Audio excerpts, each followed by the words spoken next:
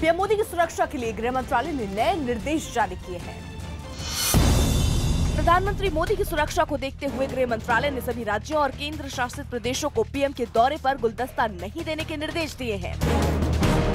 बेनामी संपत्ति मामले में तेजस्वी और मिसा के बाद लालू यादव के बड़े बेटे तेज प्रताप का नाम भी जांच के दायरे में आ गया है। फिल्म हिंदू सरकार को लेकर कांग्रेस के विरोध को देखते हुए फिल्म निर्देशक मधुर भंडारकर को सुरक्षा दी गई है। फर्रुखाबाद में सड़क हादसे में एक महिला और बच्चे की मौत के बाद लोगों ने हाईवे पर जाम लगा दिया। देहरादून में कंवाली रोड पर देशी शराब की दुकान से रात 10 बजे के बाद भी शराब बेचे जाने का मामला सामने आया है। यूपी के महोबा में 3 दिन से बिजली नहीं आने के बाद नाराज लोगों ने झांसी मिर्जापुर हाईवे पर जाम लगा दिया। कनाडा के ब्रिटिश कोलंबिया में एक हेलीकॉप्टर आसमान से पानी नीचे गिराने लगा क्योंकि यहाँ के जंगल में लगी आग अप्रैल से ही धधक रही है और अब तक इसकी चपेट में करीब 1.25 लाख हेक्टेयर का इलाका आ गया। इसीलिए हेलीकॉप्टर की मदद से पानी गिराकर जंगल की आग पर काबू पाने की कोशिश की जा रही है। आग बुझाने के लिए विमान से गुलाबी रंग का केमिकल गिराया जा रहा है। आग बुझाने के काम में तेज हवा की वजह से बहुत मुश्किलें आ रही हैं। दमकल कर्मियों के मुताबिक हवा की वजह से आग दूसरे इलाकों में फैल रही है।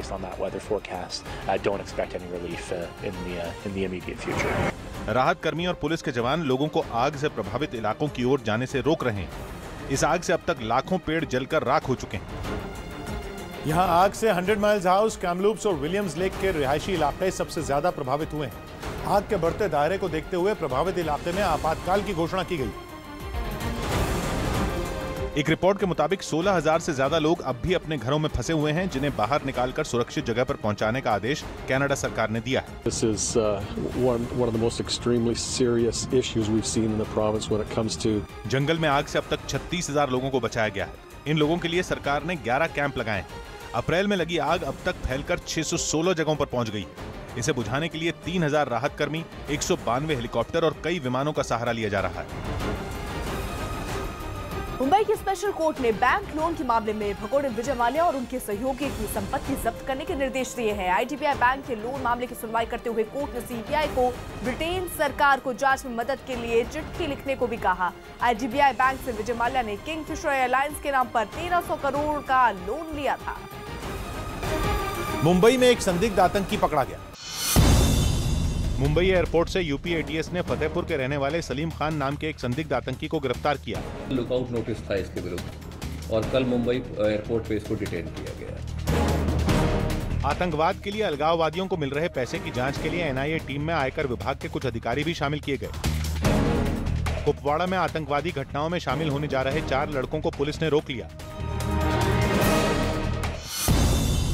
मध्य प्रदेश के उज्जैन में पुरानी रंजिश में 2 सगे भाइयों की हत्या करने का मामला सामने आया। पटना में एक सड़क हादसे के बाद गुस्साए लोगों ने जमकर हंगामा किया। सावन के दूसरे सोमवार के मौके पर देश भर के मंदिरों में बड़ी संख्या में श्रद्धालु उमड़े। मथुरा में 2 लोगों के पास अवैध शराब की 50 पेटी बरामद की गई। नवाजुद्दीन सिद्दीकी की फिल्म मुन्ना माइकल का एक और डायलॉग प्रोमो जारी किया गया। कमर थोड़ी पतली है, टांगे थोड़ी लंबी है, आगे से सामने से वो जो मैंने कहा है, आई थिंक बिल्कुल वही साइज। हाँ, वही पैक कर दीजिए आप। आईफा अवार्ड के लिए न्यूयॉर्क पहुंचे सलमान खान की एक प्रशंसक ने चलती कार से सेल्फी ली, जो सोशल मीडिया पर वायरल हो गई। अमेरिका के लॉस एंजलिस में मशहूर गायक जस्टिन बीबर पर गाड़ी चलाते वक्त मोबाइल का इस्तेमाल करने पर जुर्माना लगाया गया। जॉन अब्राहम की फिल्म परमाणु the story of Pokhran shooting के दौरान विवादों में घिर गई। विवाद का कारण शूटिंग्स में उन गाड़ी का इस्तेमाल करना है जिसे जैसलमेर पर जुगाड़ कहा जाता है। राजस्थान हाईकोर्ट ने जुगाड़ के चलाने या इस्तेमाल पर रोक लगा रखी है, और लेकिन शूटिंग की दौरान इसी का इस्तेमाल किया गया। जैसलमेर परिवहन विभाग ने मामले की जाँच शुरू कर दी और अगर दोषी पाया गया तो फिल्म निर्देशक के खिलाफ कार्रवाई की जा सकती है। हरियाणा के फरीदाबाद में एक बाइक सवार अचानक पानी से लबालब सड़क पर गिर गया। इस सड़क पर खुला सीवर बारिश के पानी में दिख नहीं रहा था, जिसके लिए लोगों ने नगर निगम की लापरवाही को जिम्मेदार ठहराया।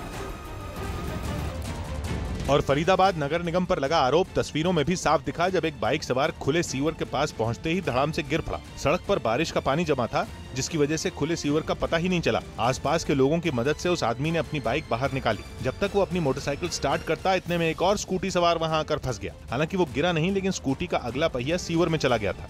ये पिछले 5-7 दिन से सीवर लाइन ब्लॉक हुई पड़ी है। 2 लोगों के गुजर जाने के बाद एक परिवार इस सीवर का शिकार होते होते बचा।